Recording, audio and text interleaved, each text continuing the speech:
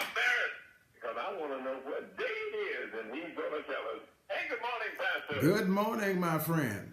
How you doing this morning? Well, let's don't delay. It's a marvelous Monday to be alive in the What he Lord. had to say, and he didn't delay. That's what I'm talking about. Yeah. Hey, you're sounding good this morning, Pastor. And I know, without a shadow of a doubt, you got a great message for us this morning. News that we can use. So I'm going to step out of the way. We're going to see what you have to say with Christ in action. And Pastor, hey, you are the one. You are the pastor that's got it. All right, and so glad to report it, and we're not ashamed of it. What we got? We got the good news of our Lord Jesus Christ, the gospel.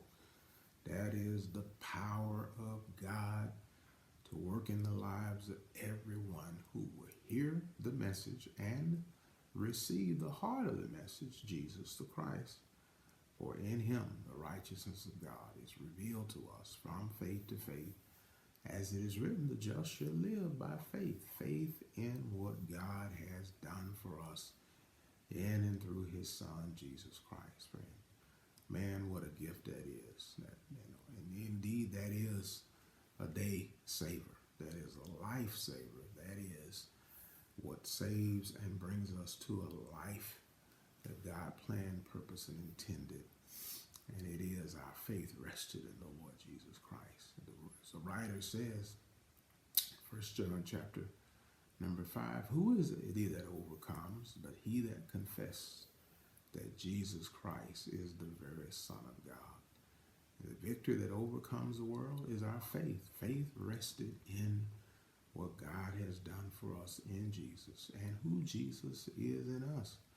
Well, that's what the Apostle Paul declared, the great mystery that was hidden from the ages, but now is revealed. Colossians chapter 1, verse 27.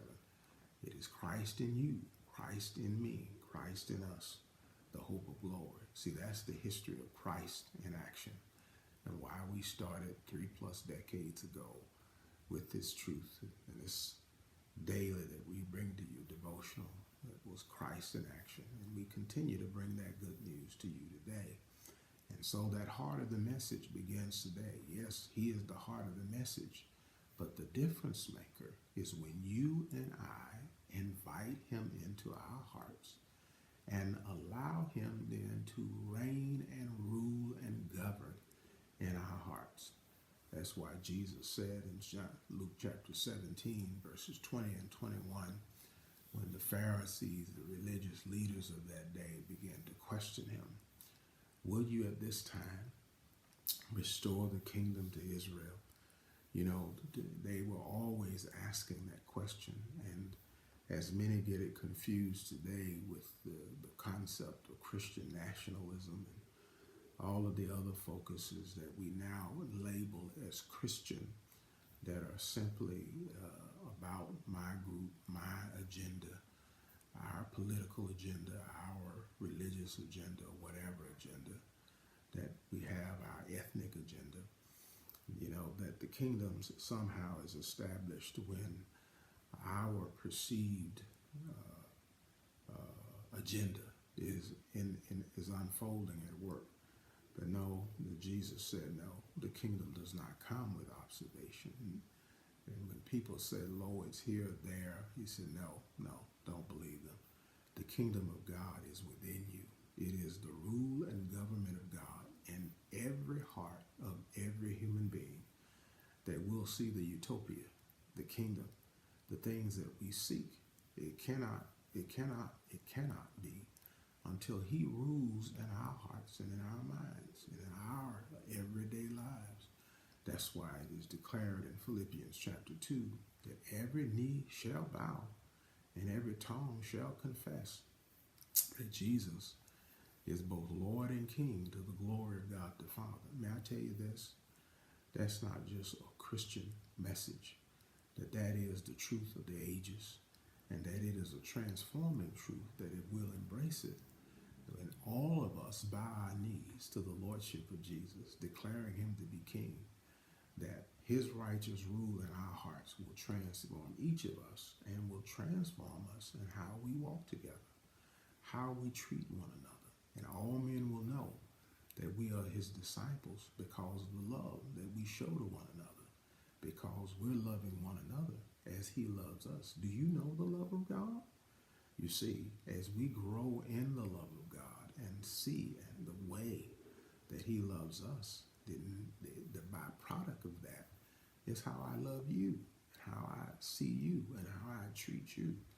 The byproduct of it is that I walk with you. We walk together because we do have a point of agreement. What do we agree on? We agree that Jesus is Lord, that he is King, that he is the one to whom we ascribe our allegiance. He is the one whose banner we hold up. He is the one, regardless of what nation I come from, what ethnicity, what color of my skin, no matter male or female, no matter what level in society that I am in, what I've achieved or where I stand. What's really important is that Jesus is both Lord and King, and that we follow him. And because of us following him, we find love and unity to be our everyday disposition, our everyday goal, because we honor him. This has been an outreach of Connected Church. Connect with us, connected-church.com. Follow us on Facebook, Instagram, YouTube, and of course, right here on this Gospel Explosion of Outreach to the Tennessee Valley and beyond every single day, knowing this together. We are the difference that makes the difference as we awaken to God's purpose of knowing him and his love for us, and are mobilized to his mission by his grace and power to make him known and to share his love with others. That's good news on this marvelous Monday, Pete.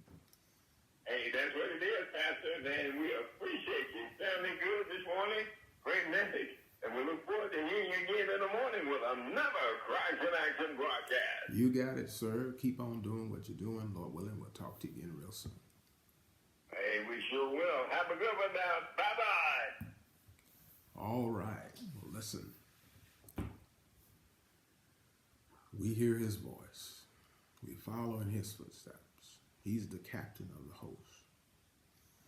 He's the one talking about the Lord Jesus, who partook of flesh and blood because we were partakers of the same. Hebrews chapter 2. That he might become a merciful and faithful high priest and become the captain of our salvation, leading many sons unto glory, leading us unto the glory of our calling as children of the Most High God, just like Jesus, heirs and joint heirs together with him. But you know, friend, that's more than just religious rhetoric or spiritual aggrandizement, you know. But it is the reality and the truth of what it means to be a Christ follower.